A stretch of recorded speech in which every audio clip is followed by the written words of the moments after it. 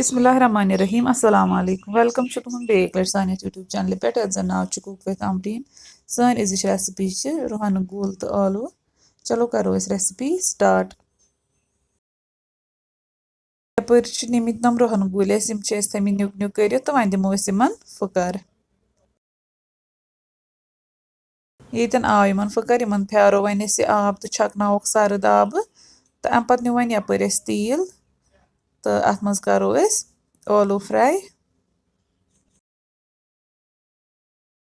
आलू पूर फ्राई करने योताम तम गोल्डन ब्राउन गन तोताम फ्राई करने यपर गई नम आलू फ्राई तो वन त्रो रोहन गुल थोमुत फुकर दित सह त्रो वन अथ सत तो करो वन थोड़ा fry Kansas times one throw अत कह बेसिक मसाल मरचवांगन पाउडर चमचे लिद्र चमचे बादियान पाउडर चमचे तो नून चमचे तो करो ये मिक्स करो ये मसाल तेज फ्राई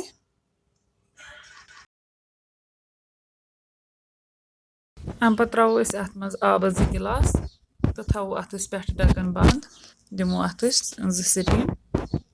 ज्यादा दिन कह अत टोटल दिन 2 स्टीम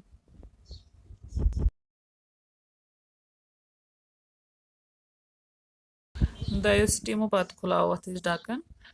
तो यह गुमुत सॉफ्ट थोड़ा ग्रेवी रूजम यह थो हाई फ्लेमस पे 5-10 मिनट ताकि ग्रेवी गस रिड्यूस तो तम पत करो सर्व